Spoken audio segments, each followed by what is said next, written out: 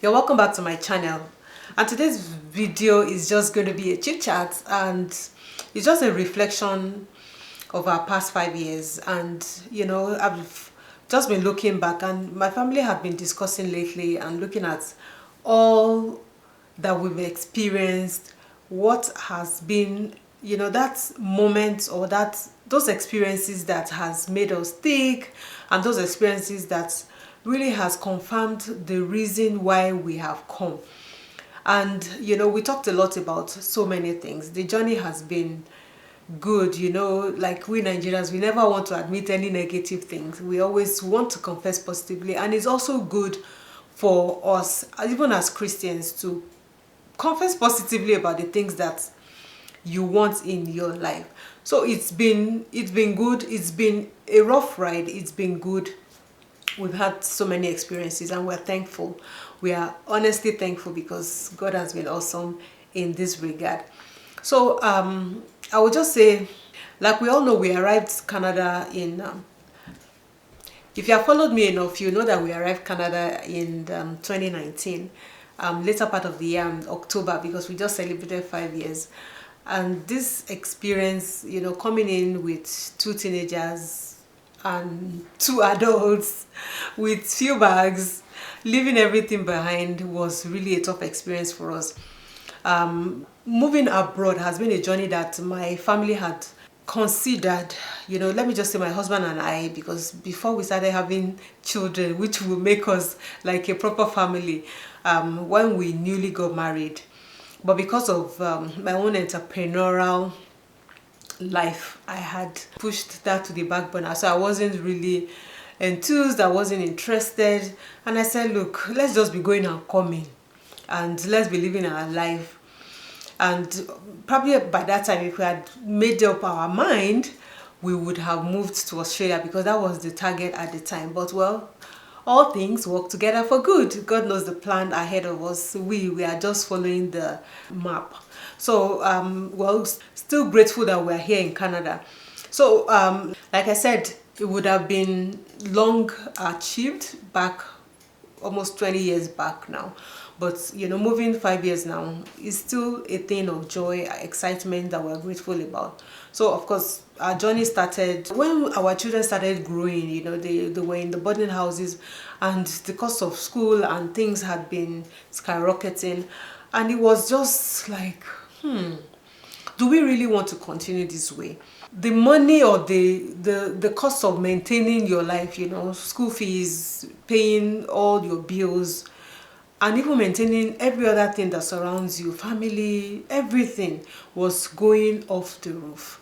And then of course school fees was even the most, because they were going, my son was in the secondary school at the time, my daughter was still, I think she entered the secondary school before we came, and we were paying exorbitant amount at the time. Even now I can imagine how much people are paying for education back in Nigeria. But at that time, every time resonates with everybody, because even right now when people look at immigration and they say it's expensive, or even consider the exchange rates that looking at the approval funds and the exchange rate and how much they should have in their bank account, it looks alarming. But back then, 5 years ago, or let me just say back 6 years ago, when we started the journey, it was too much even for us at the time. It was a lot of money to pull down, or to pull. Yes, it wasn't like we pulled it once. It was a graduating thing, because you have to pay for one thing, but you have to put money in the bank account as a POF, and then we start all these other milestones that will always come that you have to spend money on. So the journey was here and there. Of course we started the Canada one, and it wasn't like a smooth experience. It was the fastest finger era, and we missed a couple of times. And when we realized we could actually use the route of the SIMP OID, that option was, we didn't hear about it early, but when we did, it was a game changer for us. And we put in our documents, everything was ready, and we submitted. And like God favors his own, it was the glitch, because at the time too, age wasn't on our side. Putting all our points in, it was not going to favor us. In fact, it will take the grace of God that we will be picked.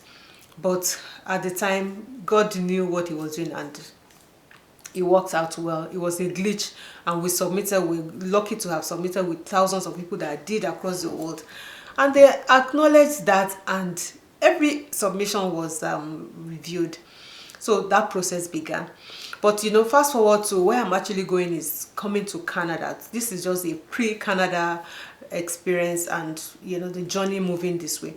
But coming this way is also been a good experience, because we came in like family of 4. We're still 4. We have not added to the number. We don't plan to, because yes, we have reached that part of life. So the journey has started, and then of course we started like every other person. We came during the winter season. It was a very cold season for us, and life, trying to find jobs like every immigrant would. Every immigrant will want a better life. Every immigrant wants something. Getting accommodation. We're so blessed. We only rented in one place. Then we moved to buying our house 3 years down the line. We were not in a hurry.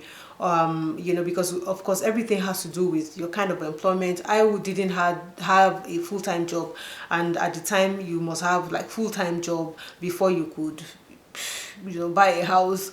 My husband did, and then putting resources together like family, it was also something that we have to plan, and project. So is not like a comparison thing like people do, and measuring their milestones against other families that have moved. So it's okay if you don't buy homes right after you come. It's okay if you have the funds to go ahead of it. You're not trying to chase after other people's dream.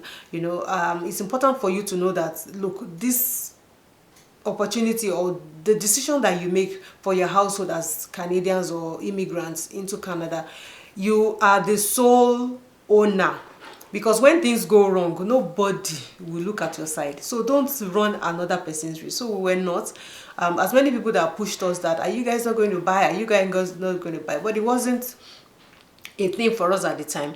We came in, and after 1 year we had a son in the university, and that was money to be spent. So if we have to pay university fees, we will not pay any. If buying a house will also cost more expense, so we have to borrow ourselves brain and begin to put the calculator and understand how all these things will match up for ease of payments for every one of us. And we don't want to lock ourselves into like debt, because I think the plan at the time was even not to go into loans or student loan, because we wanted to pay, and that's what we have still done 4 years down the line with our son through school. We have not gone into loans for him, no school loan. He's had so many grants that he has enjoyed, courtesy his excellent grades in school. And then we are paid through our own income for this season. Right now he's studying computer science, and is currently in internship working in an engineering firm. So that already is not like we are boasting, and it's okay to go into loans. It's okay to go into government loans to be able to fund your way through school. That is why it is there. But if you have the means to be able to pay through, I think it's okay, because you also don't want to pass death. Where we came from, we don't leave death for our children, or pass on death to them, which is mostly common here. And that was our own story, and we just wanted that experience to continue. We didn't want to pass death to our son or our children, and by God's grace, God helping us. So it is not by our strength though. So we are not here to boast, but I'm just sharing the experience that we've had over the time, and that's what we are. And obviously saving in our funds, pool of funds, to be able to help our daughter as well as she moves into the university very soon. So that's been the experience. Of course, starting job has been a lot. It was tough for me. I didn't start really immediately when I came. I think about 4 into moving to Canada, because COVID hit, and there was really hard times ahead of us at the time. That was the initial experience that we had. It was like a shock to us, because we were not envisaging or looking at finding it difficult getting jobs. But yes, we understood that COVID hit, but experiences of people at the time too wasn't I won't say good or bad. It was in the media, you know, in the middle at the time, because some people would get outright. Even during the COVID time, some that came got jobs, and I mean good jobs immediately when they landed. We didn't. I didn't. My family didn't. So is I'm not here to come and, you know, wishy-washy you and tell you that this is what happened. We didn't. We had to do all the other jobs that everybody did, like you call it survival jobs, but yeah, it still pays the bills. They were not high income jobs at the time, and you know, we coasted our way through, started moving and creating things at the time. But because of my own entrepreneurial experience as well, I had planned that, you know, moving into Canada for me too would be creating opportunity, or even registering a company, you know, build upon my business and, you know, start it again, you know, register my company, build up on that, which I did I think 2 years ago. That's like 3 years moving into Canada. And then we started pacing, and by the way, it's an interior design company. We do home remodeling, renovations, interior design, space planning, and all that thing. All of this, these are things that I've done in the past based on my experience back at home, as well as an interior designer and working in a construction company. So this has been my own like my baby, that I also had like a second income generating stream back in Nigeria. So luckily that was the experience. Moving back here, starting the business was also tough, creating awareness and, you know, registering the company, trying to understand how businesses run here in Canada, trying to find clients.